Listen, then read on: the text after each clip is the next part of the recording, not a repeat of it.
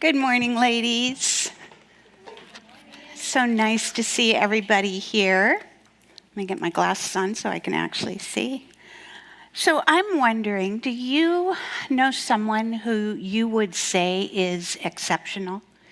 This is becoming more and more rare in our day and age, isn't it? And I don't mean just the average nice guy or nice gal.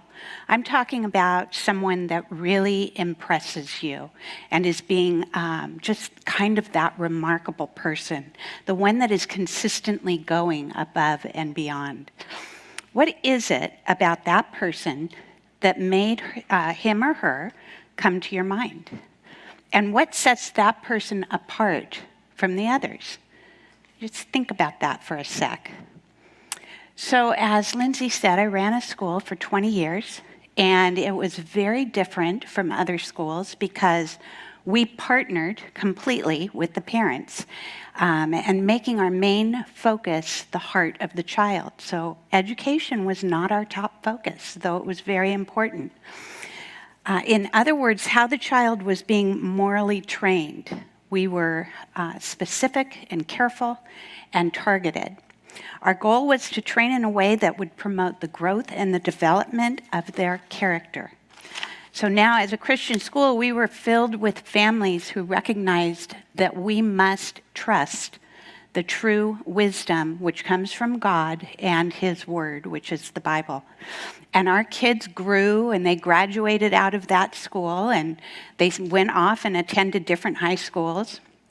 Two of these boys who had graduated out and they were now at the end of their junior year, these guys had an opportunity that was transpiring that they had no idea even existed. And as a result, these boys, Joe and Matt, were called into the principal's office, and it was explained to them that because they illustrated leadership, character, scholarship, loyalty, and service to their community and their school, that they had been chosen by their school administrators to be considered for a spot in Boys State. Boys State is a program put on by the American Legion, and it's referred to as a practical lab of political science. It's held in Sacramento, and there are about 1,000 boys from all over California that head to Sacramento to create their own state, their own county, and their own local government. So American Legion representatives visit the schools all over California, and they interview each school's top picks to see who's qualified for this event. Now, Joe and Matt were best friends and had been best friends since they were little. And here's the catch: only one could go. So the day came when the American Legion Qualification Committee came to their school, and both boys went through very intensive individual interviews. And after a couple of days, each of the boys were called, and it was explained to them by one of the committee members that they had never interviewed two boys who were as qualified as they were. They said that having to choose one of them put them in a dilemma because both boys had earned the spot. But the choice had to be made. Matt was chosen, and Joe was not. Then came probably one of the toughest character tests that these boys had experienced. Would Matt be a good winner? Would he be compassionate towards his friend? Would he encourage him, show humility, and even not talk too much about the win? In honor of his friend, he did. And Joe, would Joe be a good friend? Would he be humble? Would he be joyful for the win of his friend? And would he give him the grace to be excited about the win? And in honor of his friend, he did. There's a word for this kind of right behavior. And it sounds a little archaic. We don't use it very often in today's world. And it can even sometimes leave us with a negative impression. as being of high moral character has been completely unpopular today. I don't know if you've noticed that. Watch TV, and we can see that. And the word I'm talking about is holy. And if we hear the word holy, generally we connect that with God, right? But we don't tend to think of holiness in terms of human beings. So holy by definition expresses the idea of something or someone who has been set apart, separate, or sacred, like God. Of course, I do not mean to imply that these teenage boys were holy like God. Obviously not. They were teenage boys. And in fact, none of us will ever be as holy as God. We will never be perfectly holy as He is perfectly holy. So, in fact, in this world as it is today, aside from God, who can be considered holy or set apart? We have lying, unfaithfulness, manipulation, and these have all become regular tools of business and relationships. We see this everywhere, especially highlighted in our current political environment, right? That's a perfect example of all of those negative behaviors. The only thing that this does for us is it breaks relationships. And ultimately, as we continue to practice this, it breaks our culture. So eventually, if we don't aspire to a higher standard, we will see a culture that continues to be in a downward spiral. As a parent, have you thought about your own children and whether or not they will blend into this substandard, culturally poor behavior? Or will they display character attributes that will set them apart from the norm? Of course, I know every parent here hopes that their children will be exceptional. I'm not talking about superheroes, right? I'm not talking even about cultural heroes, such as the media stars and the athletes and musicians who may be exceptionally talented, right? And they're idolized by our culture, but they too often fall from being strong in character. When I say character that sets them apart, I'm speaking of what might seem ordinary on the outside, but they rise above when it's necessary. Individuals who are faithful, they're humble, they're courageous enough to be strong and honest in the face of temptation, who are committed to a family in a world that tells them that they should seek after their own happiness and not worry about anybody else. So why is it so few children become exceptional adults? It's not due to lack of desire, is it? Because I could interview each and every one of you here, and you would all desire to have children who are excellent and set apart. But it is due to a lack of planning. They say the days are long, but the years are short. And anybody here who is an empty nester can attest to that, right? I can. My kids were out of the house, and my head was spinning. It happened so fast. So the years are very short, and your kids will be out sooner than you expect. So may I encourage you today to take advantage of these days that are long and plan well, so that when your years fly by, you will not regret the long wasted days. How will you raise your children to be ones who are set apart from the rest? If you agree that this culture is downplaying the need for people to be of right character, then as your child's mom, you must, point number one, raise your kids with character. And again, this is not going to make our kids holy like God, because as I said before, He is perfect in holiness. They won't have the purity of character that God possesses. Unlike Him, they will be able to dwell in this evil culture. But we are to help them aim for holiness in their lives, to be set apart from the world's typical view of life that honors what is evil and disdains what is good. Based on that, let's look at the character qualities that lead to lives that are set apart. I've set them up under 4 points, which you'll see on your outline, and these include humility, honor, heroism, and happiness. Are you surprised to see happiness there? It's a good one. If our children learn to reflect all 4 of these attributes, they would be set-apart adults. They would be really exceptional people in this world who could possibly become a part of the solution for this world.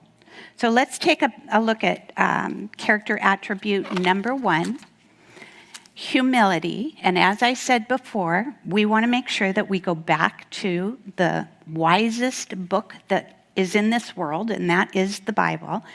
And we'll look at Philippians 2:3 for this, and it says, "Do nothing out of selfish ambition or conceit, but in humility count others more significant than yourselves." I love this verse. This was a verse we used in our home really daily. And this was a standard, a barometer that we used for the behavior of our kids. It's a great memory verse. You know, practice it with your kids, have them learn it, have them become aware of the value of being humble. So humility here is like a big umbrella, and the character attributes that fall under this umbrella will help us to build into our children what it takes to become humble. And those include being loving. So you want to do that. It's towards God and towards others based on our scripture. And kindness, forgiveness, thoughtfulness, and thankfulness. So if you're working on those kinds of attributes, it's all going to result in a humble child. Now, to emphasize and teach humility and all these supporting attributes, we are wise to use other resources. So I always recommend good children's books, and be careful because there are a lot of books out there that are supporting the world's philosophies that are really in contrast to what we want to be doing in the lives of our children. So the children's books that I'll be introducing today, you can find in our bookstore, and they are tried and true and absolutely excellent.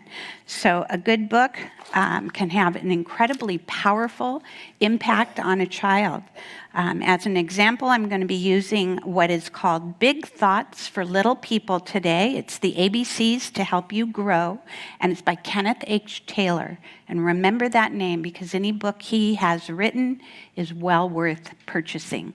And this book highlights lots of character attributes, so you can begin to search them out and use them in your training. So keep your eyes open as you're going through the book. If you do get this, I'm going to give you an example here.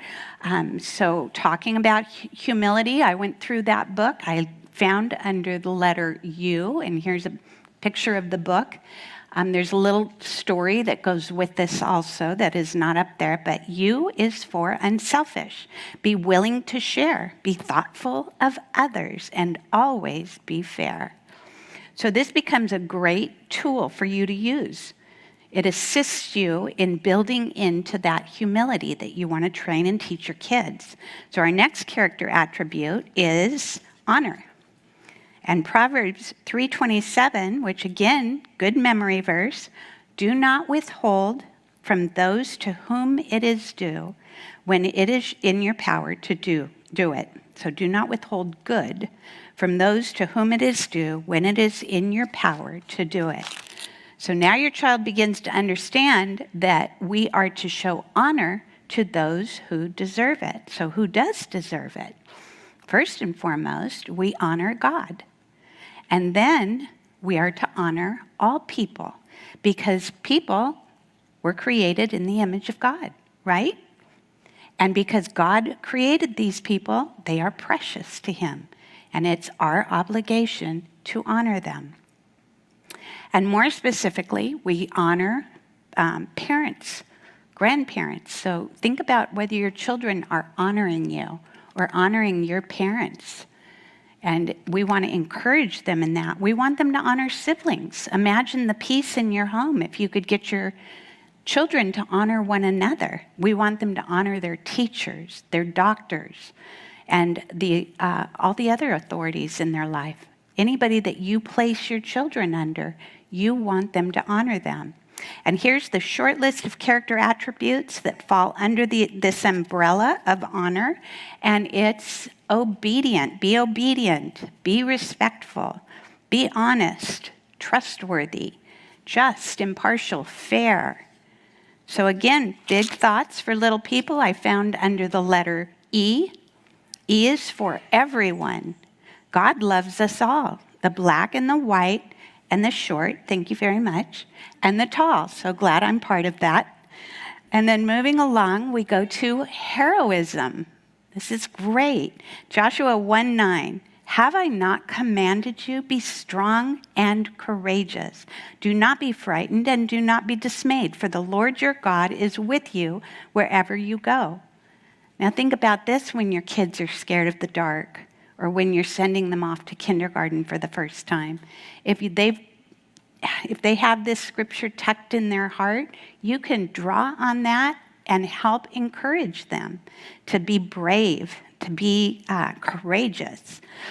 Now, see the character attributes lining up under this umbrella. We have wise, courageous, self-disciplined, responsible, reliable, and motivated. I see some in there that I want. I need to do more work on. And back to our book for a fun way to affirm this truth, I found under letter B. B is for behave. It means doing what is right. Be happy and helpful. Do not argue or fight. And our last character umbrella is happy. This is the one everybody goes, whew. But I will tell you, happy in the world is not the happy we're aiming for. Happy in the world is what I can get. Happy that we're aiming for is what I can give. And so we need to be looking first at our scripture. And here's our little memory verse. Rejoice always. Pray without ceasing. Give thanks in all circumstances. And now the attributes that fall underneath happy are cheerful, joyful, grateful, that's something we all have to work on, right? Peaceable, helpful, and enthusiastic. Aren't those great? And back to our book to support the wisdom from the Bible. So I found this under letter D. D is for doing what needs to be done. So please do it cheerfully, then you'll have fun. It makes training character so much easier when we have these short lists, right? Something we can focus on. We don't have to get too overwhelmed. I was doing a little research, pulling up lists that were over 100 character traits. And if I was a young mom just starting out, I'd shut my computer down and go back to watching TV, you know? So if we can have a short little list to focus on, I think it makes it a little bit easier. So make sure that you're making this a practical part of your day. And this brings us to point number 2, which is teach character through application. So it's my hope as we go through this next section that you're going to find some fun activities that you'll want to do with your kids in order to keep the whole family focused on training character. So we'll begin with A, communicate. And obviously we do this with our words and we do it with visuals. So this is basically what I just did with you in that book. I showed you how we use words to communicate these truths to our kids, and we showed some visuals. So we also want to do this by, I told you I was going to share some good books with you. So the first one we have is Big Thoughts. There it is. That's what you look for in the bookstore, Big Thoughts, or on Amazon, whatever you want to do. The bookstore is $1 less, but... and then the next book is called Good News for Little Hearts. And that is the whole collection. kind of. I think I saw some other books too, but all of those are separate stories, and each story is a little character that gets into a dilemma, and the way they get out of the dilemma is by using good characters. So it's a great book to be able to pull out some of the things you're working on with your kids and make a point, make it important to them. The next one is called God's Wisdom for Little Girls and God's Wisdom for Little Boys. And this was written by Jim and Elizabeth George. I love these books. I read these with my kids, with the God's Wisdom for Little Girls. I even turned it into a little curriculum and made it a Bible study with my daughter. And it was just so fun. So we were able to focus on that for several weeks. The next one is Lamplighter. And this company, I love them. They take old books with all this great, deep virtue and character and all these good, heartwarming stories. And they were written way back in the 1700s or the 1800s. And this company has taken them and revised them so that they're spoken in modern day English. And they are just captivating. And so these are a little pricey, but worth it to buy one and then, use it at bedtime with the whole family, sit and read a chapter or two with them before they go to bed, and they won't be able to wait to get to the next chapter the next night. And just never underestimate how your child's life is going to be impacted by stories that are good and deep and filled with this great virtue. And likewise, we need to teach through application. Through quality videos. Sorry about that. And so we want to fill up your child's heart with what is true and beneficial for his character. And this gets us into a very dangerous little area looking at videos, because there's all kinds of things on the internet that we go to, YouTube, that it's difficult to find what is good and what is beneficial for our kids. So I'm giving you a couple of recommendations. Some of you might be using these already. This is called Minnow Kids, and they say stories kids love, values parents trust.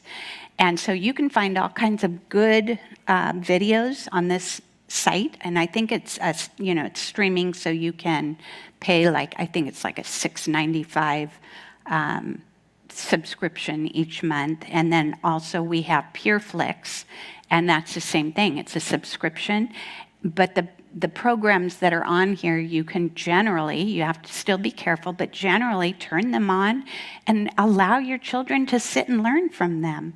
And speaking of sitting and learning from a good video, we want to make sure that this is the posture that our children have when they are watching a video. This is how they're learning. They're quiet. Their eyes are on the one who's speaking, which is on the television or the iPad, and their mouths are quiet, and they're learning. Now, this is fun, right? Having times like this with our kids are fun, but if the television is on or the video is on at this time, the only thing they're learning is how not to focus and how not to pay attention, how not to listen to the person that's speaking. So let's make sure that when you put those videos on, you're aiming for this kind of posture from our children. And it takes practice, so you just keep practicing with them. Next, letter B, we have practical affirmations. So one that's not on there, I'm just going to throw it in for free. Download coloring pages from the internet. It was interesting. I went on and I just started to experiment to see what I could get. And I'm sure many of you have already figured this out. But I can write in kind, followed by coloring pages, and I get all kinds of cute options for coloring pages that emphasize the character trait of kindness, or obey, or any of the other character traits. It was really cute, and it's a way of you pulling some of these offline, printing them out, and giving your children a chance to sit and color while it's keeping these words and these character traits in their thoughts. Next, in your package, you're going to see a pink character calendar. And I created this so that you would have the umbrella character traits and all of the subcategories under each week. And then what I did was I put some fun little activities on each of the days. And you can use this calendar. This is basically just an idea. You can use it if you like it. And if you like the little activities that we're going to be going over. Or you can create your own. Or if you want that calendar with blank days, so you can put your own activities in there, just let your table leader know, and I'm sure she can give you my email address, and I will send that to you. Okay? And then next, and on that, I don't know if you can look it over on your own time, but it does have some fun little activities. So, and we're going to go through a couple of these. So next we have our character chart, and that's the next one on your packet. And it looks like that. Make lots of copies of that if you like it. And this chart includes all of our primary umbrella character traits and all of the subpoints underneath it. And it gives you a way to put something up and allow your children to start working on those activities. And as you see that they're actually being kind or they're being obedient or being courageous, you can mark off. And when they get to the end of the line, and it may not happen in a week, I have it set up almost like a little calendar for a week, but if you just want to leave it up there and not use it for the week, but let them just run the course, and when they get to the end of it, you do fun things. You give them a little, and it can only, it can be just one of those quality traits, and you just celebrate with them when they get to the end of it. Maybe give them dinner of their choice, or take them down for an ice cream cone or family park day, something simple. Don't get too fancy because you'll overwhelm yourself. Just keep it really simple and just reward them and have a party with them, celebrate with them. It's just another way to keep them focused on those character traits. Our next one is model good character. More is caught than taught. We hear that all the time, and that is very true. So as parents, we want to make sure that we understand our kids are watching us 24/7. And you want to include your kids in the activities of your day. So if you are cooking, bring them along with you. It's a great way to teach them character as they are doing work with you.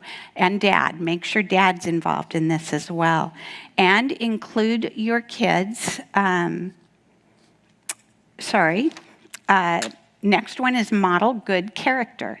So again, what we do is we bring in professionals. We all know people like this, people in the medical field or peace officers, firefighters, all these wonderful, courageous people who are disciplined and just great role models. And have them over for dinner once in a while.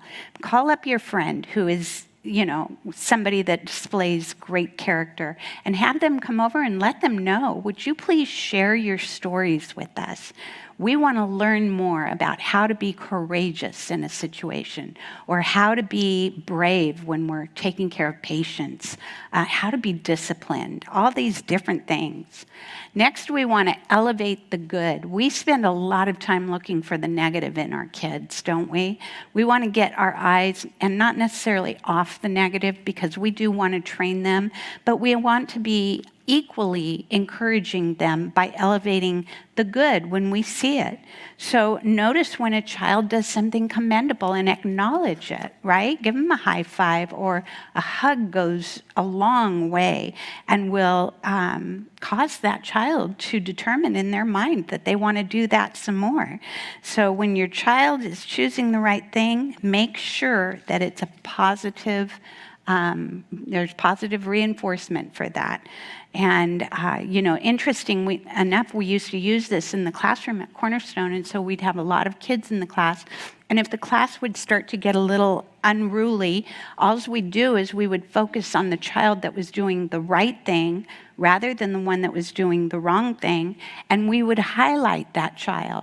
So we would say, Becky, I love the way you're sitting with your eyes on me and your hands folded. What a good job you're doing. Does everybody see what Becky is doing? And all the kids would suddenly put their hands on the desk and their eyes up there, and then we would be able to elevate the good for the rest of them as well. And what it does is it reverses that negative peer pressure and turns it into positive peer pressure. So notice when the child is doing something well. Next, we're going to do the treasure hunt game, right? Is that what we're coming up on? Yes. So our treasure hunt game, we used to do this at school too. We called it the blessing hunt. And super fun. Again, another way of keeping the focus on good character qualities. And the child is not allowed to fill out this report on themselves, because then they would fail in the humility part, right?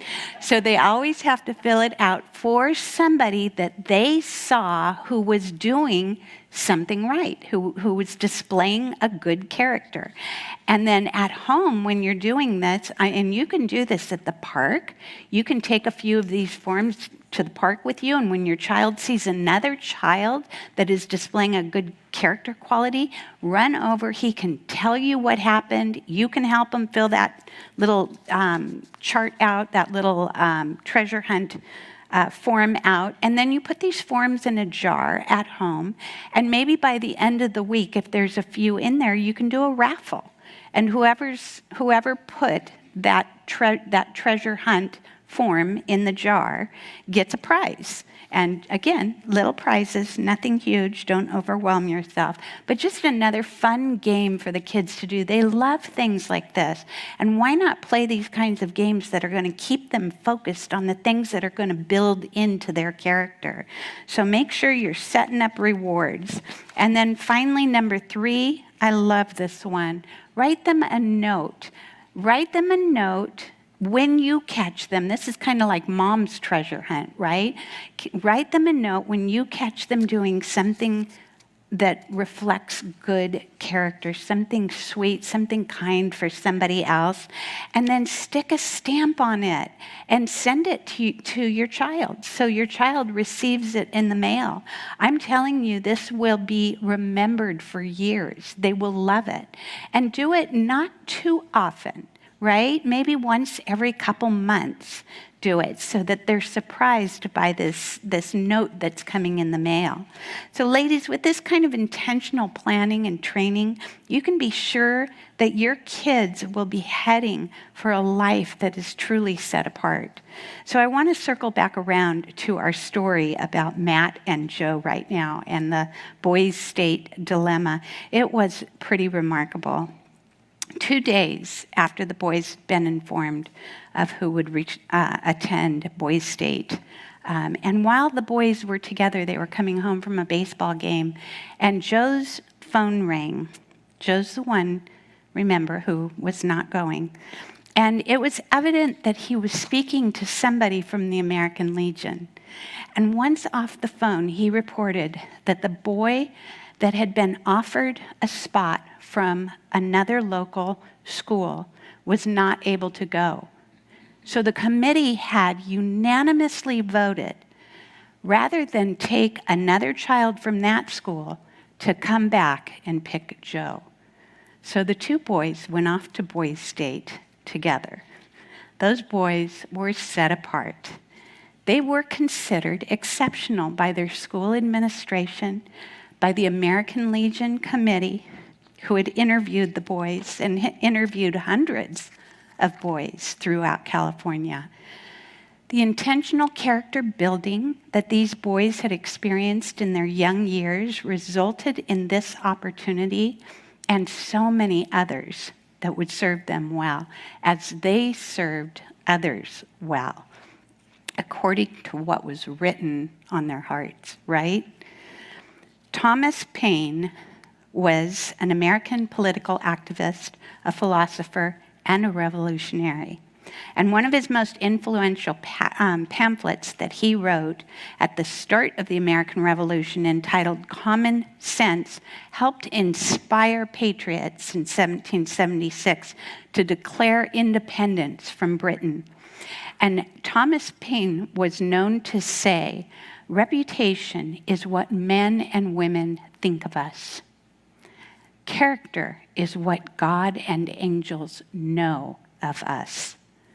Ladies, I pray, may God know the hearts of your children as those who are set apart.